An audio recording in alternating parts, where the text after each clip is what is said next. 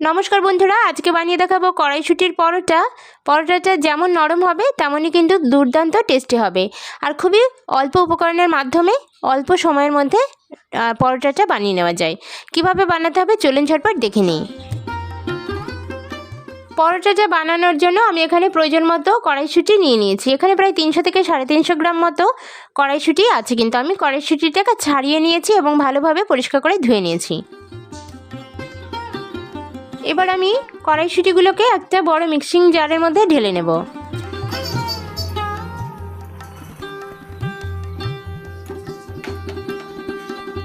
এবার এই কড়াইশুঁটির মধ্যে আমি দিয়ে দিচ্ছি বেশ 1 ইঞ্চি মতো আদা।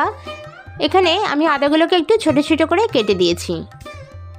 এবার এখানে আপনারা যদি চান এই রসুনের খোয়া কিন্তু দিতে পারেন, কিন্তু আমি আজকে নিরামিষভাবে করছি তাই জন্য কিন্তু রসুনটা দিচ্ছি না। তো রসুনটা বাদ দিয়ে আমি দিয়ে দিচ্ছি কাঁচা লঙ্কা। কাঁচা লঙ্কা এখানে 2টো মতো আমি দিচ্ছি। আপনারা ঝালের পরিমাণ বুঝে যে যতটা ঝাল খাবেন সেই অনুযায়ী দিয়ে দেবেন। কড়াইশুঁটির মধ্যে আরও দিয়ে দিচ্ছি পরিমাণ মতো নুন।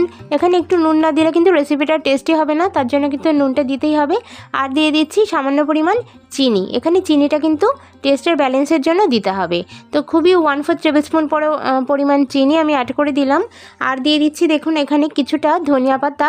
ধনিয়া পাতাগুলোকে আমি অবশ্যই এর মধ্যে দিতে বলবো, এতে করে ফ্লেভারটা কিন্তু খুবই সুন্দর হয়। তো এই কটা জিনিস দিয়ে আমি কড়াইশুঁটিগুলোকে একটা মিহি পেস্ট বানিয়ে নেব।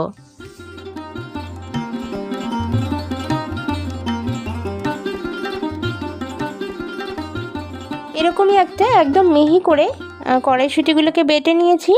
এই বেটে নেওয়ার সময় একটু সামান্য পরিমাণ জল কিন্তু অ্যাড করেছি, এতে করে বাটতে আমার কিন্তু সুবিধা হয়েছে। তবে খুব বেশি পরিমাণ জল অ্যাড করিনি, মোটামুটি 2 টেবিলস্পুনের মতো জল প্রায় আমি অ্যাড করেছিলাম। এবার দেখুন কড়াইশুঁটিগুলোকে আমি এভাবে একটা বাটিতে নামিয়ে নিচ্ছি।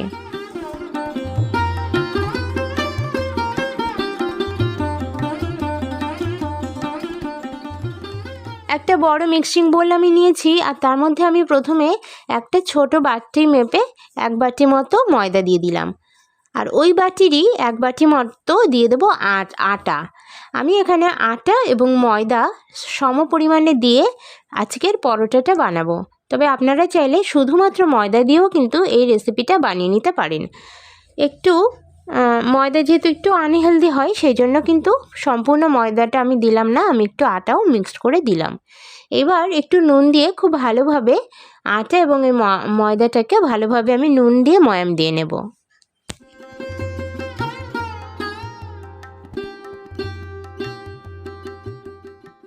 আটা এবং ময়দাটা খুব ভালোভাবে মেশানোর পরে এখানে কড়াইশুঁটিটাকে অ্যাড করে দিতে হবে। কড়াইশুঁটির যে বাটাটা সেটা কিন্তু অ্যাড করে দিতে হবে।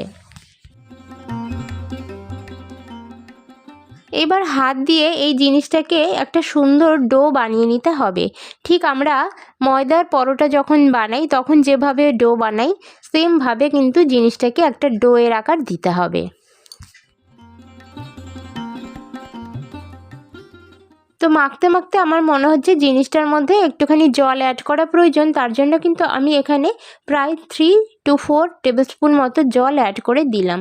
তবে এই জলটা কিন্তু বুঝে দিতে হবে, খুব বেশি জল দিয়ে ফেললে কিন্তু ডোটা ভালোভাবে রেডি হবে না, একদম পুরো দলা পাকিয়ে যাবে। তো সেই কারণে কিন্তু অল্প একটু জল দিতে হবে। আর যেহেতু কড়াইশুঁটির মধ্যে অনেকটা জল থাকে, তার জন্য কিন্তু এখানে পরিমাণ মতো বুঝে জল দেবেন, প্রয়োজন হলে, না হলে কিন্তু দেওয়ার প্রয়োজন নেই। তো এবার খুব ভালোভাবে হাত দিয়ে একটা ডো আমি রেডি করে নেব। তো দেখুন আমি খুব ভালোভাবে মেখে এরকম একটা দলা বানিয়ে নিয়েছি। আর এই পর্যায়ে এসে এখানে আমি 1 টেবিলস্পুন মতো সাদা তেল বা সয়াবিন অয়েল কিন্তু অ্যাড করে দেব। এতে করে যে ডোটা তৈরি করা হবে সেটা কিন্তু ভীষণ সফট হবে এবং কড়াইশুঁটির যে পরোটাটা তৈরি হবে সেটাও কিন্তু একদম নরম হবে, তুলতুলে হবে। তো সেই কারণে এখানে তেলটাকে দিয়ে এইভাবে আরও ভালোভাবে মেখে নিতে হবে।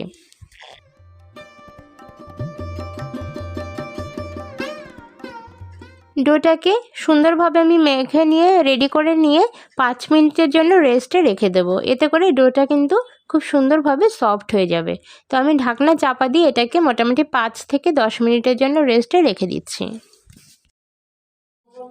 একটা ছোট্ট বাটি নিলাম আর তার মধ্যে আমি দিয়ে দিচ্ছি 2 টেবিলস্পুন পরিমাণ ময়দা। এই ময়দাটা জায়গায় আপনারা চাইলে কিন্তু কর্নফ্লোরও নিতে পারেন। কর্নফ্লোর না নিয়ে আমি আজকে ময়দা দিয়েই কিন্তু করে দেখাবো। তো ময়দাটার মধ্যে আমি সাদা তেল অ্যাড করে দেব।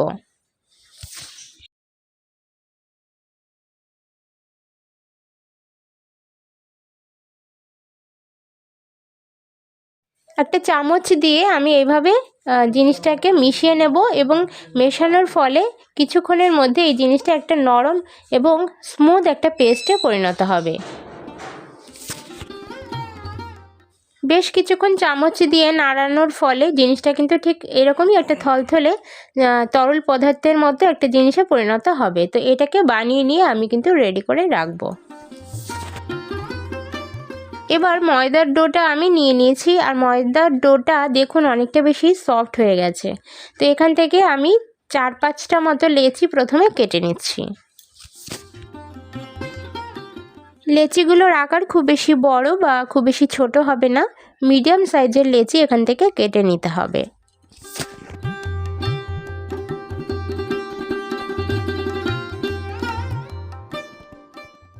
যতগুলো পরোটা বানাতে চান ততগুলোই কিন্তু এখানে লেচি কেটে নিতে হবে। তো আমি আমার প্রয়োজন মতো লেচি কেটে নিয়েছি। এবার বেলনির কাছে চলে যাব। তো লুচি বেলার যে চাকতি বা রুটি বেলার যে চাকতিগুলো হয় সেই চাকতি আমি নিয়েছি, আর তার মধ্যে আমি একটা করে এরকমভাবে লেচি নিয়ে খুব ভালোভাবে প্রথমে গোল করে নেব। গোল করার পরে জিনিসটাকে একটু তেল মাখিয়ে নিতে হবে। আর যে চাকতিটার ওপরে আপনি বেলবেন সেই চাকতিটাতেও কিন্তু একটু সামান্য পরিমাণ তেল মাখিয়ে দিতে হবে। তো তেল মাখিয়ে দিলে জিনিসটা কিন্তু ভালোভাবে বেলতে সুবিধা হবে। তো এবার আমি বেলনির সাহায্যে এটাকে একদম পাতলা করে একটু রুটির আকার দেব।